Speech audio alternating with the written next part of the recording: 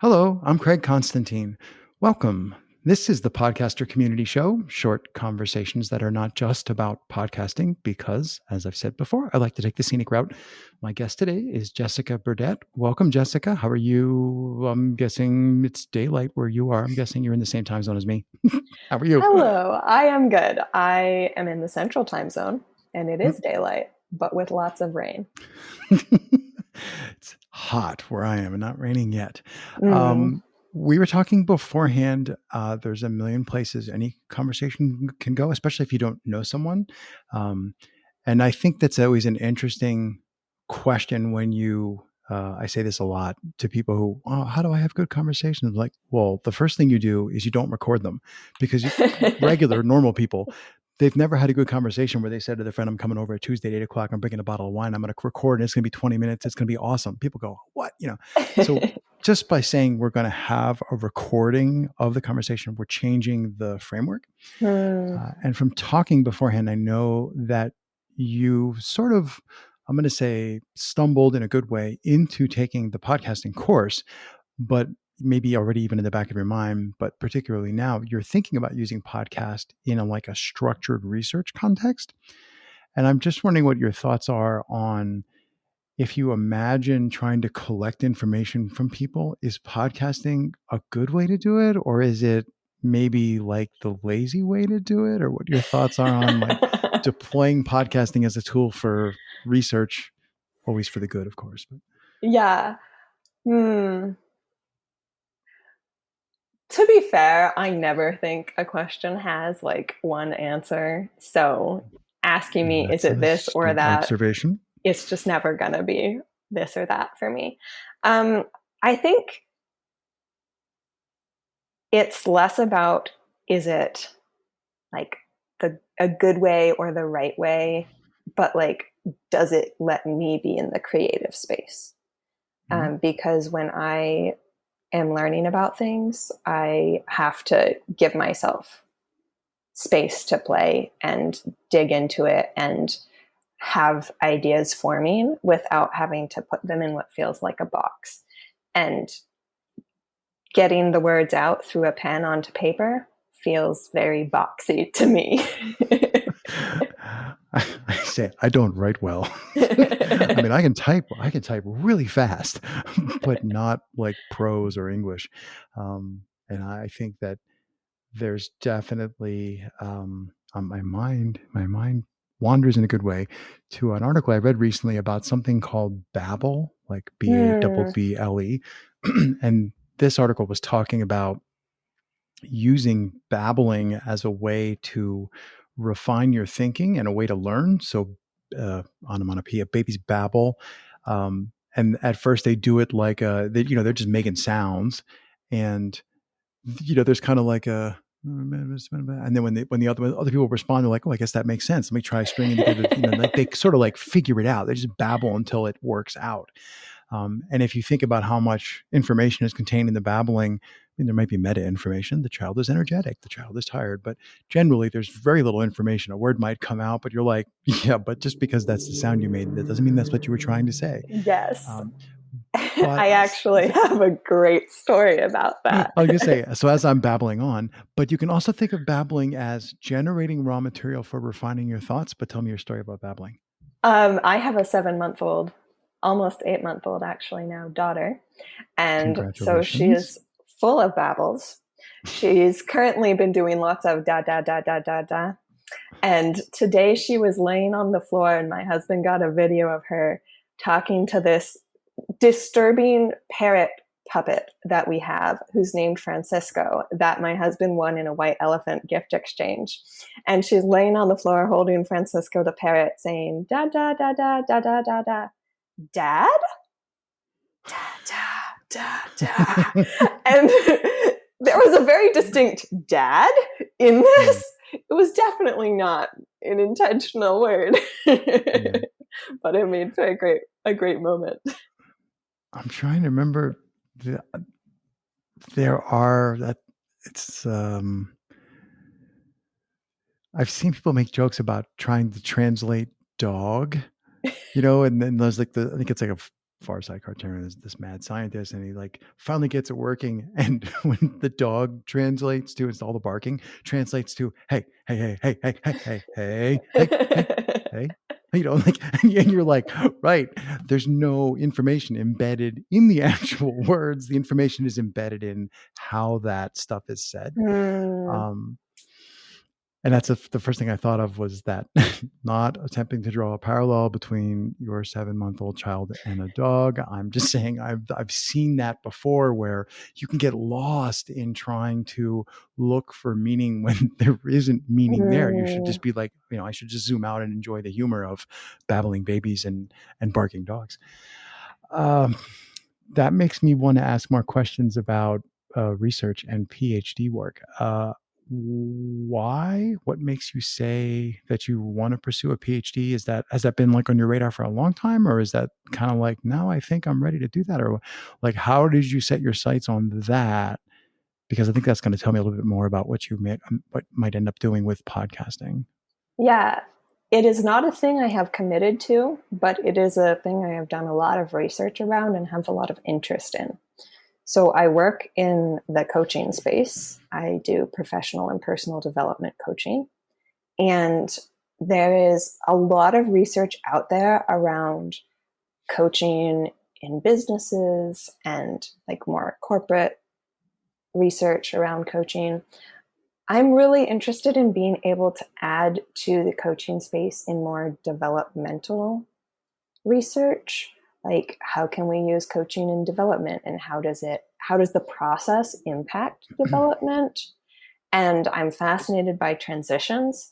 So I don't know. It's just an area where I have for a while had a lot of interest in being able to contribute to the coaching field with some more research.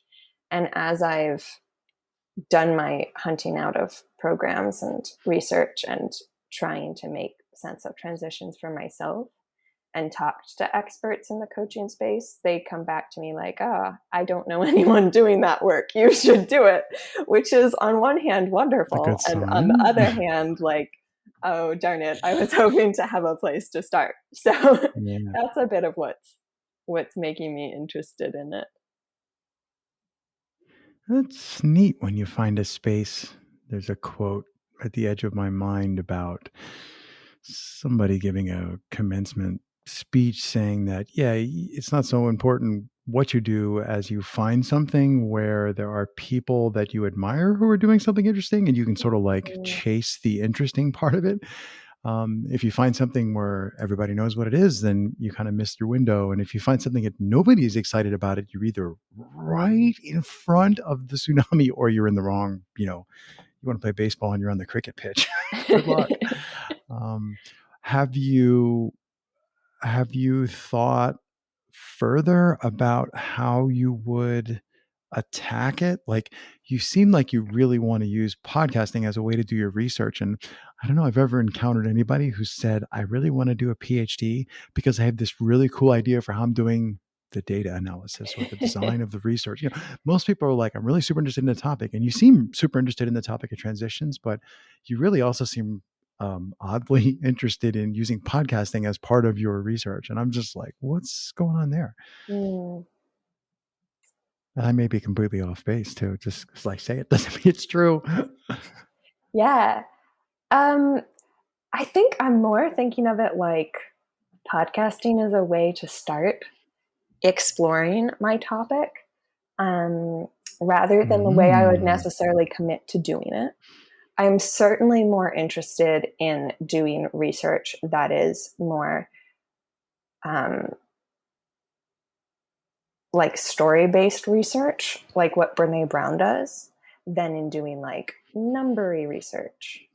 Granted, there is overlap. I recognize you can't get away from numbers if Somebody's you're going to going to want a do p research. value somewhere, right? Yes. But so it's like being able to start capturing stories, I feel like will play a really significant role in shaping my thoughts around what I would want to do more specifically with the research, because a lot of feedback I've gotten is that I would need to be more narrowed in.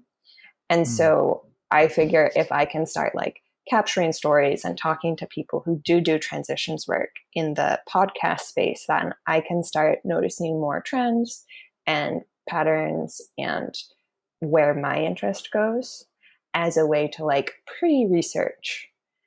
I haven't Hmm. thought beyond that about like, would I truly use Yeah. my podcast for research? Because, like I said, I have not signed up for a PhD just yet. Well, fortunately, nobody's ever going to hear that you were even talking about it. um, Tell me more about transitions. Like, are there particular like when you say the word transition, what vision are you having in your mind? What does that entail for you? That is just about the first question I have in my podcast. Um, what comes up for me? This is great because I should answer it if I'm going to ask people it. I'm going to push back about that. A lot of times I ask questions, I have no bleeping clue what the answer is. Like I was like, I don't know about this. I don't have a just here. You try and answer it. So I do that a Okay, lot. that's fair. But I anyway, so mean, as a coach, I also do that. yes, I'm um, supposed to have the questions. I'm not supposed to have the answers as the coach, right? Anyway, I'm sorry. Transitions. exactly. Transitions for me are about spaces of change in our lives, and they are exciting to me because there's movement happening. And so the fact that there is movement happening means that if you lean into the movement, you can have a lot of really lovely things come out of it. Um, it's a huge space of identity development. And I think as a culture, we tend to be very judgmental of transitions and just want to get through them as fast as possible because they're definitely uncomfortable. Yeah, I think it really depends on right the nature of the transition too. It's like, oh, I'm changing jobs or I'm changing houses or relationships. Yeah, um, but yes, it's nice when things don't feel rushed. Mm. I'm just trying to think. I don't know that I have a good answer for that question. Like, I don't know. One of the things I like to also ask is like, what comes up in your body when you hear transitions? Which, when I was getting feedback, I got a little pushback on that question because Hmm. it's a little bit of a challenging question, but I like asking it because I think that checking in with our bodies tells us a lot more about like what's the deeper story too. No, Um, I'll buy that. That's true. Yeah. I'm gonna say absolutely nothing in particular comes up around transitions for me. I'm just like, yeah, I mean, but then again, I can also think of some big transitions where, yeah, that was a big deal, you know, X decades ago when those transitions happened. That was a big deal. So I definitely think I understand what it would be like to have a visceral reaction, some mhm. sort of visceral response to that type of I don't want to say event. I want to say opportunity. I want to say transition, change of space, change of place. Which maybe is for you. Like you may experience transitions as more of the excitement and positive and opportunity. It like in what I've seen so far, it feels like people tend to experience transitions either as more like that's overwhelming and a lot, or as that's exciting and like let me run at the transition because Huh. it means something new. I think I tend to fall back on my favorite Polish proverb, which is not my circus, not my monkeys. Like, oh, look at that transition coming at me. What do you want to do for lunch? Like just what could possibly go wrong? I think that it probably just stems from like I'm imagining everybody's answer to that. Like, what is one's reaction to change and challenging transitions? It's going to depend on how old you are and how many challenging transitions. After the 50th one, you're like, you know what, these transitions aren't so challenging anymore. Um, And yeah. did you choose it, or was it more something that was truly not by choice or Hmm. felt like it was forced? What I wanted the first thought that I just had was about visualization. So pre-visualizing um, So one could visualize, like your boss says, "Hey, here, have a transition for a Tuesday," and then you're like, "Nah," and you could like take the evening and go home and visualize all the different permutations. So you could visualize it after you hear the train horn at the crossing, but you could also visualize transitions, like what would I do if I lost my job, or what would I do if the local supermarket burned to the ground? Like, where's the next one? Or what would I do if I lost my car because I can't afford to fix it? You could just run through all these situations. What would I do if I hit the lottery? And like, I actually know the answer to that question. But by visualizing all kinds of random transitions, you're probably never going to visualize one that you are actually going to encounter. Mm, And I'm just wondering what in are you interested in learning about how people, I'm going to say, deal with transitions? Like, what are people's experiences of transition? Or are you interested in trying to figure out tool sets that people can pick up, like, hey, everybody, when you, after you get out of high school, you also need to learn this thing, which is about whatever actually works for, oh, wait, there's 9 different ways of doing it for 9 different kinds of people. Do you feel like you're still in I need to figure out what transitions are and how those affect people? Or do you feel like you're super interested in like, how do we make transitions easier or better for mm. people experiencing them? Well, You know, diagnosis versus cure type of thing. again, in the multifaceted Oh no, I'm response to you. intentionally throwing you dichotomies Um, now. I'm just like, let me make up a question that sounds like it has a two, A or B, and then throw it at you just to make you find C. oh, so kind. Um, so I am interested in understanding the emotional experience, like the human experience of transitions, um, better. Like, what is happening in our brains and bodies?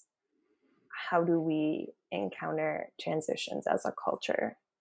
But I am really interested in also being able to explore, like, how does coaching as a modality work with seasons of change and transition, because that is my career field. That's your um, wheelhouse, right? yeah, so like I think with the podcast space I'm more interested in more of the the, the former, because it's more, I've intentionally tried to create it as like an exploration space, like go broad so that I can start looking for more like patterns and Mm, trends. cool. Quick, go do 100 episodes. Yeah.